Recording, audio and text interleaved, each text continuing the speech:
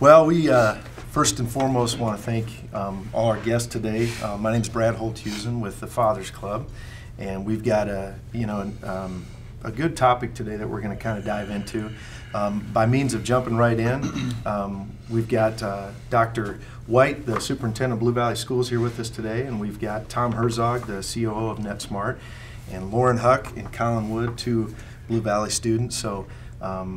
Topic for today, we're going to kind of dive into just the idea of mental health awareness in the school, from a school district level, from a dad level, and then also from a student level. So as we jump in, Dr. White, if you could maybe just share a little bit with us around a district perspective on just what's going on at the district level, and dive right in. I want to put any words in your mouth. Well, thanks, Brad. Sure, I'd be glad to. First of all, I want to say thanks to Brad and Tom, both of you, for not only committing your time here today to this most important topic, but also just the genesis of the Fathers Club and just, pouring into our students and our community in such a positive way.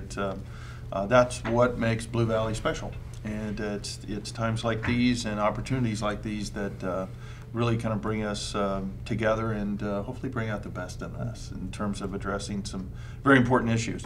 So with respect to mental health of our students, but also of our faculty and our staff, I spent a lot of time talking with our Board of Education about 4 years ago when I had the opportunity to come into the district as the superintendent, and really listened a lot to needs, and I would also say fears, and also opportunities that people were describing around this notion about how we can support one another better.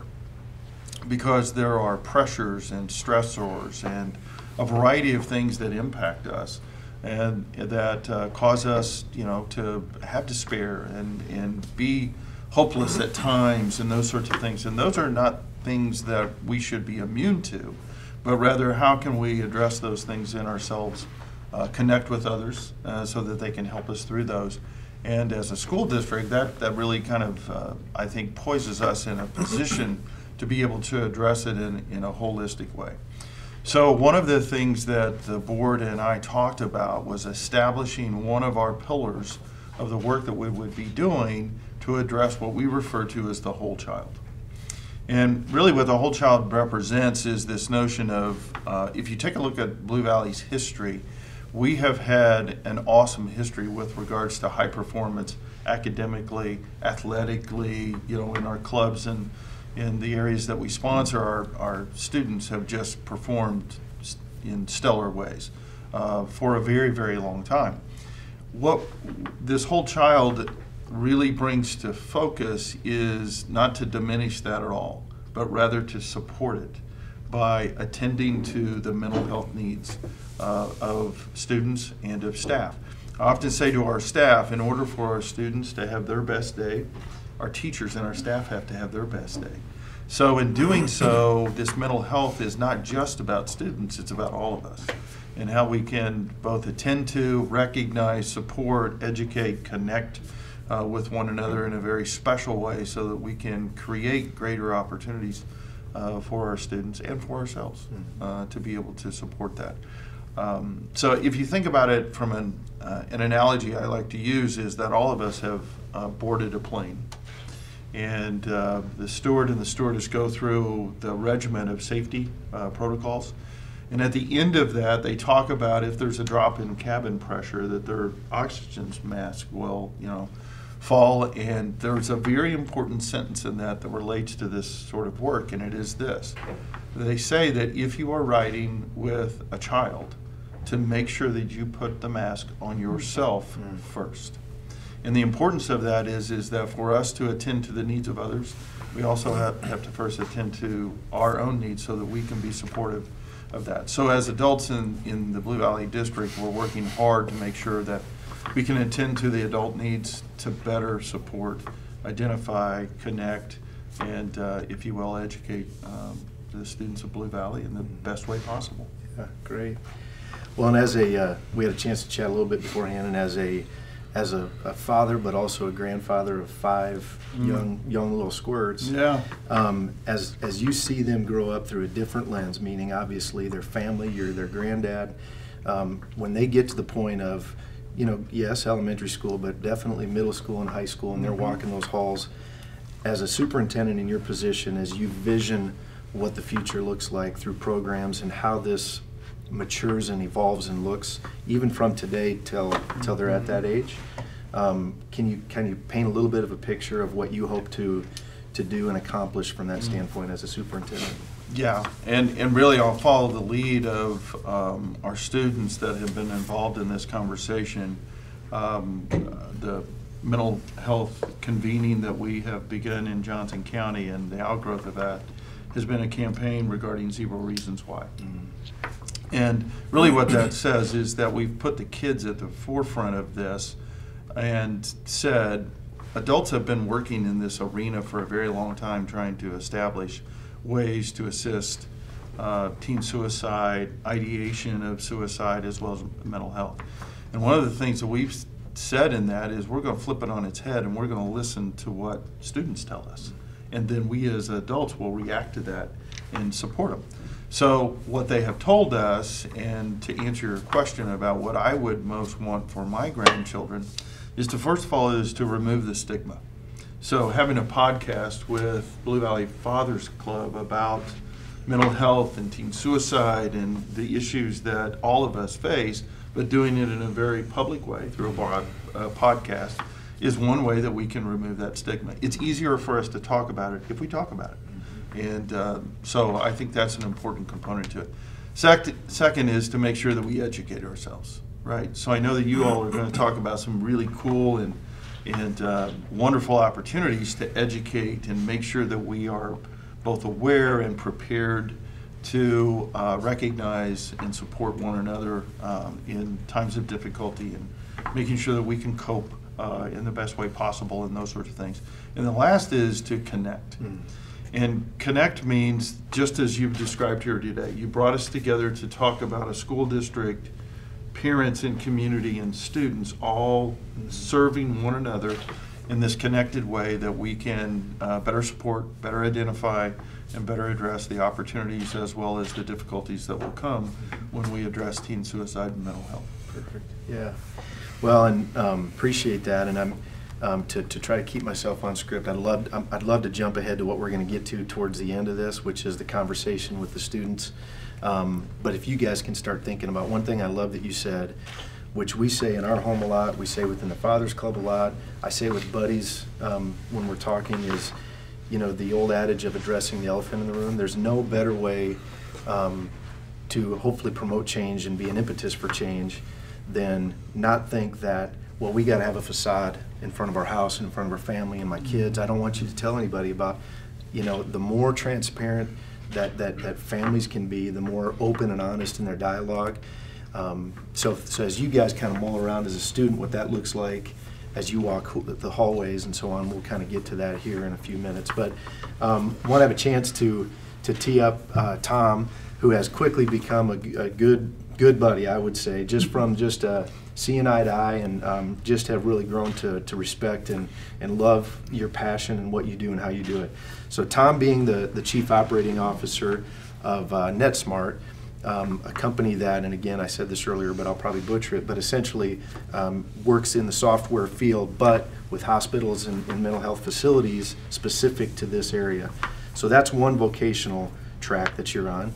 You're also a very passionate, wonderful husband and father, and the way you intentionally engage with Nick, your freshman, and your daughter out in Colorado has been inspiring to listen to. And you do it through a lens of everything's on the table. We're going to be really open and honest. So, and then third, being a part of the Fathers Club Steering Committee, which I am so grateful that you are. So through those three different perspectives, can you talk a little bit about your passions, and then also maybe dive a little bit into the mental health first aid that we're going to be. Yeah, I'll be happy to do that. First of all, I think just taking this moment, you're spot on.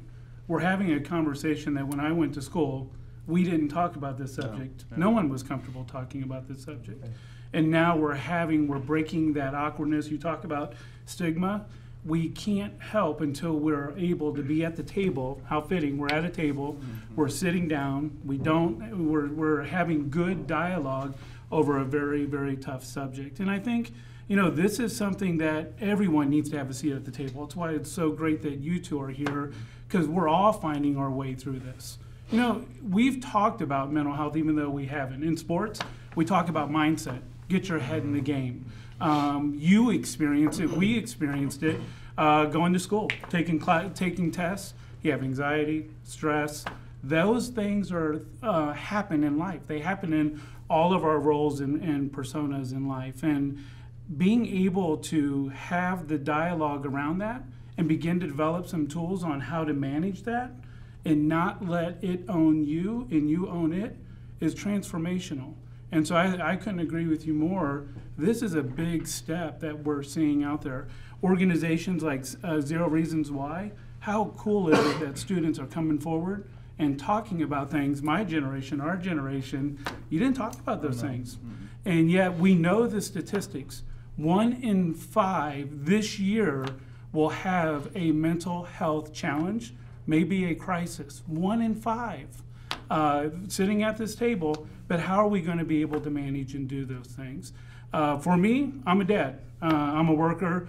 I'm absolutely passionate around the advocacy around this because I want to see a better system, a better opportunity, a better community around this topic that's going to fundamentally transform and change life as we know it. I think when you look at the things that we're doing, Brad, I got connected. You guys put out a invite out there and a flyer saying, "Hey, dads, we want to come together." And I didn't know what it was about. Typically not my cup of tea. I'm like, this is going to be interesting. And your wife probably kicked you out. Maybe. But the fact that you did it in the weight room, I was like, okay, that feels kind of cool. So we'll go to the weight room and we'll go have the conversation. And we weren't 5 minutes into the conversation, and it got real. It got honest. And it was talking about the challenges as dads in raising our kids and hearing from the faculty, hearing from the staff over, hey, this is a challenge. And I think sometimes we all look around and say, well, I wonder what they're going to do about it. The people who are going to do something about it are right here, just looking in the mirror.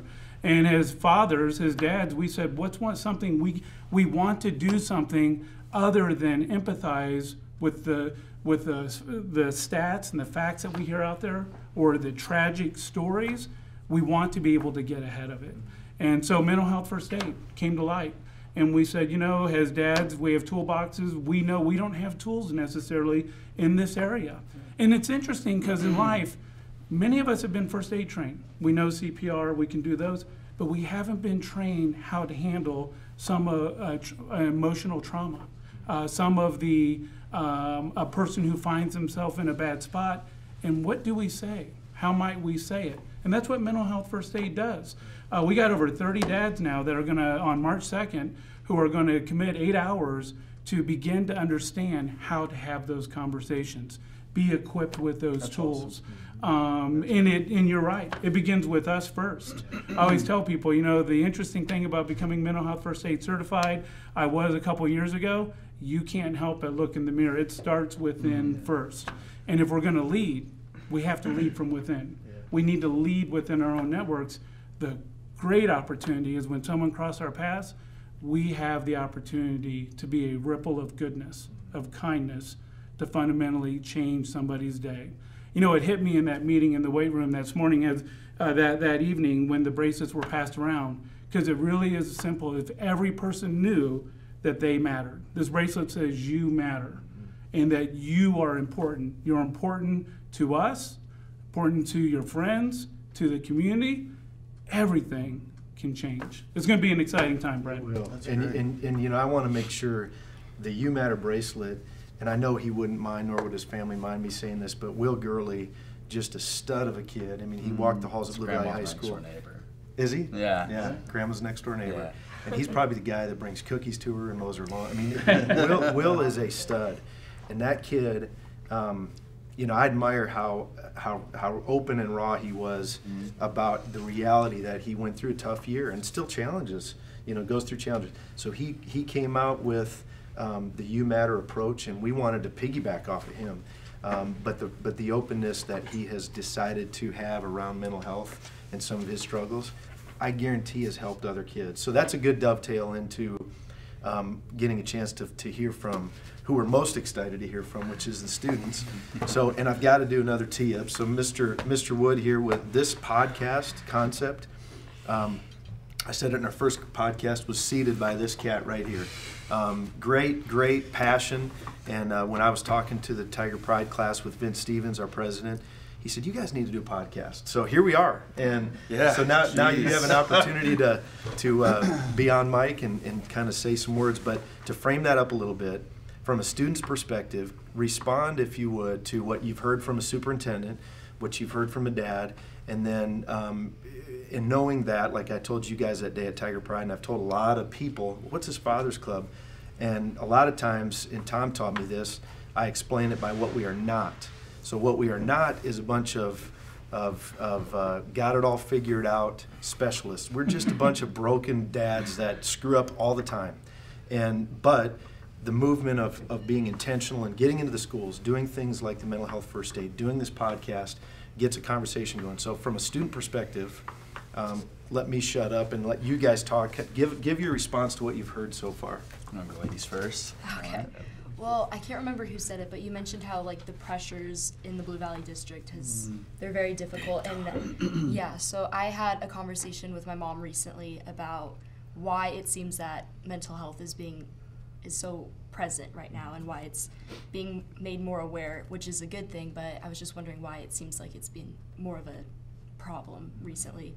And she mentioned the pressures and how people don't really know how to deal with the stress and all of these, the academics, the athletics, and just how they feel like they need to be good at all of it, especially in the Blue Valley District, how so many people are straight A students, so many people are varsity athletes, and if you fall short of that, even if you're a B student, like that's not bad, but they feel like they're failing and they don't really know how to deal with that. And that's just kind of her perspective, but it got me thinking, and I agree with where she came from. Yeah. I'm Colin Woods. I'm a junior at Blue Valley. Thank you for doing this podcast thing. I didn't think it'd ever end up being this big, this important now. I mean, look at all of these people. Seated by a junior in high school. That's crazy to me to think about that. That, like I said last time, that something I say actually is somewhat productive sometimes. But so listening to what everyone said so far, I think there's always going to be a pressure being a student at Blue Valley, and it comes with so many pros and cons. Like, we are in a position as a Blue Valley student to become so much more successful than so many other students in the rest of the country, and we do that with the teachers who care so much about us and all these great tools that are put in front of us.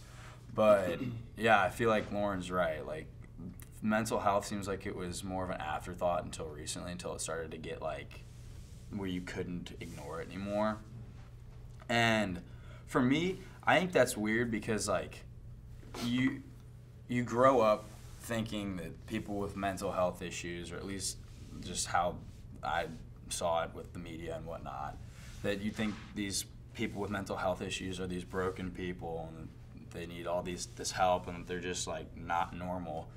And that's crazy to me because you said that statistic 1 in 5 people are going to go through mental health. Well, I don't know about you guys, but I can tell you right now I'm one of those people. It's like, and with as much as I talk, I'm not surprised more people don't know this about me, but like I would say I definitely do struggle with mental health issues on a couple different levels.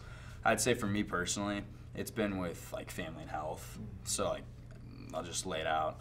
5th grade, my grandfather, who I was named after, was diagnosed with prostate and bone cancer.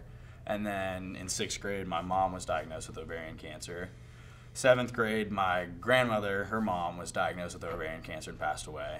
8th grade, I always say 8th grade was my gap year. 8th grade was my free year. I loved 8th grade. It was awesome. And then freshman year, my mom was re-diagnosed with ovarian cancer. My grandfather passed away from prostate and bone cancer. And then my other grandma, his wife, was diagnosed with breast cancer. And then last year, my sophomore year, my mom was re-diagnosed again with ovarian cancer. So, like, growing up, like, not a lot of people would know that, like, that I'd ever struggle with that stuff, since, like, I have a very lighthearted approach towards a lot of that stuff. Like, I just like to make jokes and not take things over seriously. But, so for me, it's been kind of learning, like, how to deal with all that, and then also be, like, an athlete and play soccer, basketball, football, try to be involved with that, and then involved in school with, like, Tiger Pride, the class that Lauren and I are in together. Learn about that stuff, and then in school try to get those A's, not B's. It's been a lot to try to understand and deal with all that. It's just been like there's no real way to handle that, and I don't know, it's just. Well, I think you hit on it in the beginning. I mean, the challenge is always looked at as not me, somebody else. And how awesome and honest and courageous of you to be able to say, that person is me. Right. And that there in itself, the more, Brad talked about what I would call the poser, or the walls that we have to put up in order to be safe, but they're not really safe. We end up finding ourselves challenged. And what you just did, very honest. I mean, that is not an easy thing to be able to do. You didn't share that with us beforehand, but being able to connect and say, man, I get that, and you're not alone. Right. You're not alone. And that's a big part of it. Is I think so many times it's weird, we live in this very connected world. Yeah. We can almost all count our connections, but we're not connected. Right. It's you said it well. Is if to have the conversation, we have to have the conversation. Right. And this is a big part of just being able to have the conversation and say, I get it, man, and here for you. Yeah. In the highs and the lows, and absolutely believe in you. Yeah. And I feel compelled as a dad to say, so the fact that you share that you can share that openly, and I hope there's a lot of students that listen and watch this, right. Because that the fact that Colin Woods, Mr. Happy Jovial, always has a good joke, great things to say. Wow, he's dealing with stuff. And I spoke with the mother last week, Mrs. Cargis, and I went to their house, and I didn't know if I planned on saying anything, but she said, you know what, Brad, don't hesitate. So the fact that you say that, I promise you there's students out there that see you and see Colin Woods, that hear and absorb what you just said and realize, okay, I guess that box that she talked about when I talked to her on Saturday, if somebody's outside that box, it's just hard to deal. Well, the reality is the box doesn't exist, and not enough families and kids talk about it. So I commend you for speaking on camera without us even talking about that beforehand. Yeah. So really commend you for going there. And to try to pivot a little bit, Dr. White, you hear a couple things. And you talked about it in your first opening comments about, the pressure of, and we talk about it as parents, the pressure of these kids that they feel, I've got to get perfect A's, I've got to do this, I've got to that. And the reality is, I've told my own kids, I'm like, just chill. If you fail a test, it is not the end of the world. Nobody gives a rip when they interview you at some point. You failed a test as a junior in high school? Oh my gosh. So talk from a district level. How does that hit your heart, and what are your thoughts around that? Yeah, well, first of all, Colin, thanks for sharing that. I could echo what Brad and Tom said about the difference that you make when you speak into this and share and be vulnerable, because that's how people connect, right? I think one of the reasons why we are the most connected society, but almost the loneliest, is because we make artificial connections. Mm-hmm. Yeah. When you speak into things like that, you make real connections with people, and you attract them because they see themselves in you. So continue to keep sharing that story, because other people will connect, and that's the way we build community and resiliency and opportunities to grow. So to your question about this notion of high academic achievement and almost this notion of perfectionism, right? I cannot fail, and so therefore I stay in my lane. because I see all around me that this lane that I'm in, this progression of doing these things in front of me that others have gone before, I see the results of that, right? I mean, we live in an awesome community. There are wonderful opportunities to live here and be in Blue Valley. But the truth is that that's a bubble. It truly is. And outside of that, what people deal with and the greatest accomplishments that I believe that people are both recognized for and grow from are areas in which they have not succeeded. It's not necessarily that you fail, it's that you struggle, right? Struggle is the productivity, right? It's those things that gnaw on us that say it doesn't come easy. It's hard, but it means it's significant. And I grow from that. And so what I try to concentrate on more is not the score, because you all are more than a score. You're more than your ACTs, you're more than your maps, you're more than, you know, all of those things that we put down on pieces of paper or in the computer when we send off our college applications, because here's the truth of the matter. When colleges begin to receive those and look at them, whether they're K-State, KU, an Ivy League school, and that sort of thing, they see so many elements of same.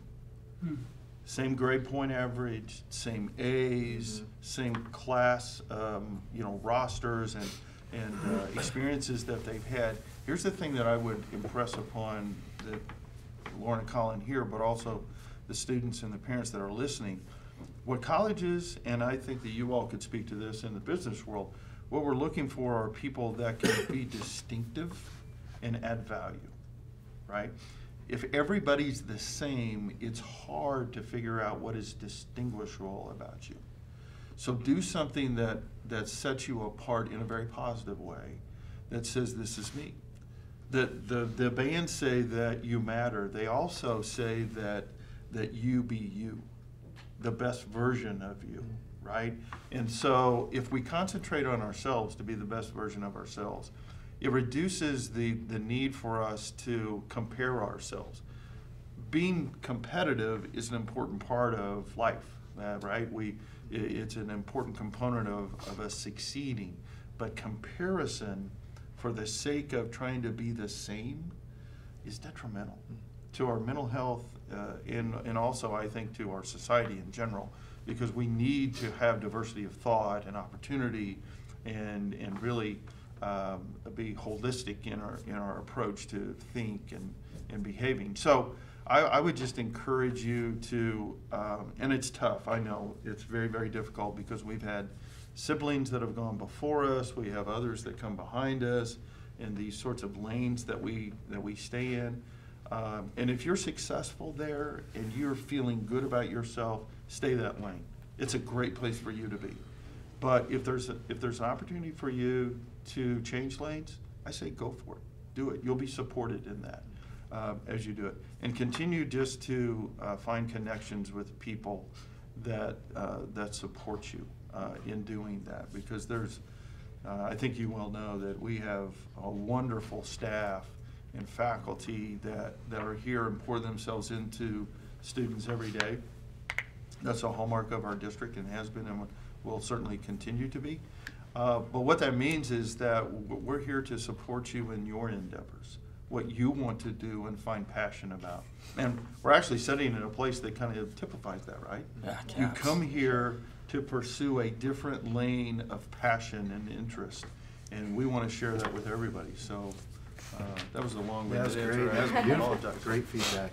And as we kind of close in on 30 minutes, a couple things to kind of seed for next conversation. So, man, I couldn't be more pleased and tickled with the level of depth in the conversation and transparency and honesty, and to seed kind of a part 2 of this.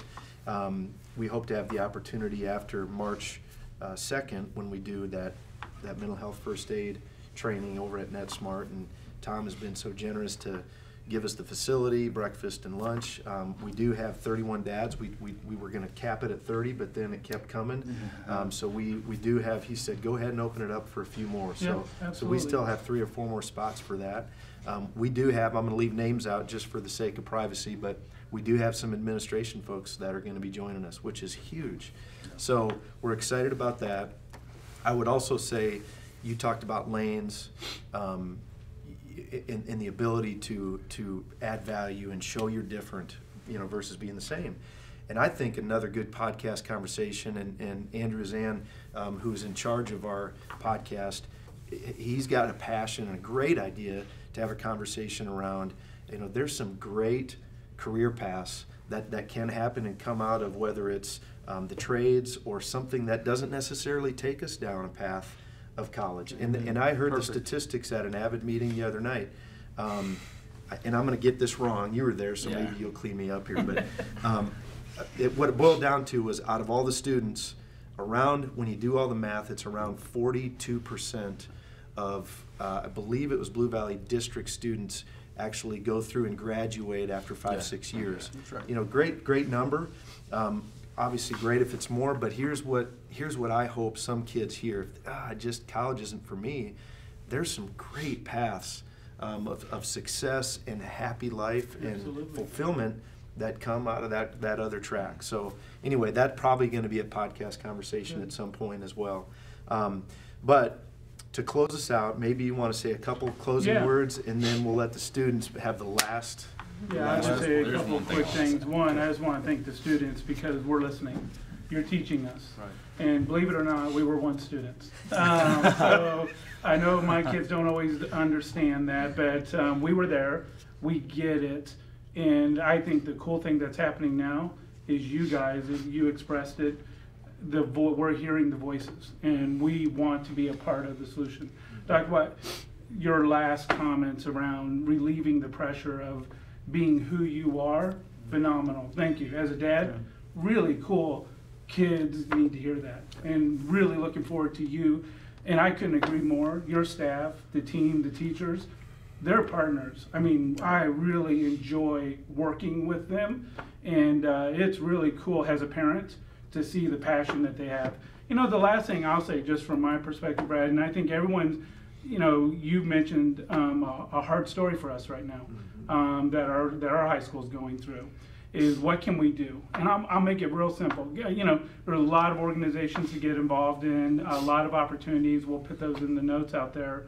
But right now, I'll just echo some of the things. Be present. When you're present, be present. Right. Have conversation. Put the device down. And I'm not speaking from someone who hasn't figured out, because I know there's people listening saying, Tom, you don't do that. I don't. You're absolutely right. You can hold me accountable. The next one is be intentional. I mean, one act of kindness can dramatically change someone's day. One word of encouragement can fundamentally take someone who's struggling and fundamentally give them a different outlook, not only on day, but life.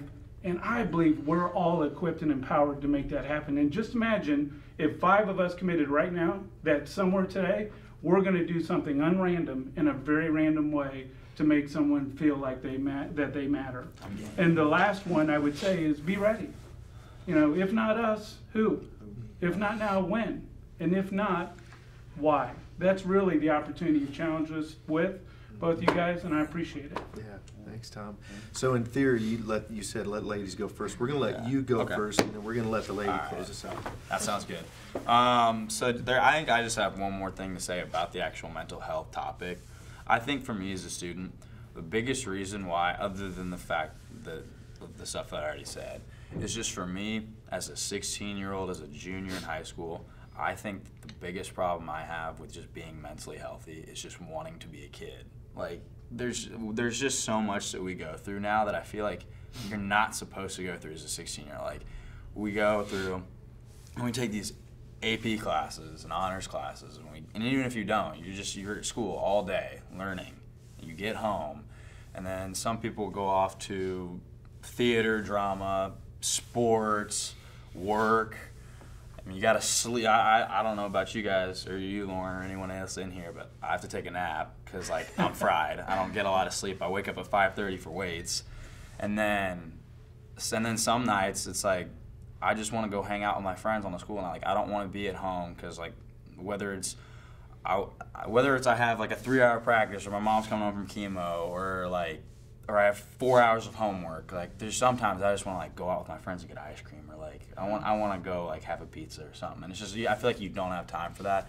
So I think the biggest thing for trying to find some improvement on is just finding ways for kids to actually like get to enjoy being a kid and not having to worry about all the stuff that's next, college. Well said. So, Yeah. and then I do want to say something to you, Dr. White. I appreciate the snow days. It has given me a chance to be a kid and go sledding and stuff, snowball fights, so I do appreciate that. I wanted to say that. Well, And I appreciate wish you we guys all only had being 3 here. of them. Yeah. The longer days, I don't know about that, but yeah. Everything I- comes at a cost, right? Yeah, no, they did. But I do appreciate all you guys being here and helping me have my idea, have this big of a platform. You do. Just, it's so cool to see all this happen. Pretty cool. Thank you for the idea. Yeah, well done. Yeah, you said being intentional is so important, and I think the Fathers Club, what they've been doing, is so incredible because there are people in the Blue Valley District who don't have that support system at their house, or they have lost a father or they've lost a mother and they just don't have a support system or someone for them to lean on. And I think the Blue Valley Fathers Club has made a difference in the Blue Valley, in the walls of Blue Valley, and it's noticeable. I agree. For me at least, I've noticed a huge change. No, I agree. And people wearing those bracelets, I mean, like, there are so many positive changes, and it's just, I think it's just the beginning. I think it's just gonna improve for hopefully a lot of years to follow. So I just wanted to thank you for that and for making the podcast be a real thing, and we can talk publicly about it. It's just really nice. That's of you great. guys to do that. Thank you. Well, thank you all for joining. This has been really special. And as a dad, and I've got 4 kids, and especially my 3 boys who I screw up with daily, multiple times a day. If they listen or watch this, they're going to be like, Dad, man, why don't you talk about this time you screwed up? But the reality is, if a dad is out there listening, this is not something to wait until I figured this out, okay, I'm clean, I'm ready to, now I can engage with my students, my kids, my kids' friends. No, we're all screw-ups. Yeah, no, I am just too. the intentionality of start I do a stepping in. couple of- Tom, your words, you know, the intentionality, be present.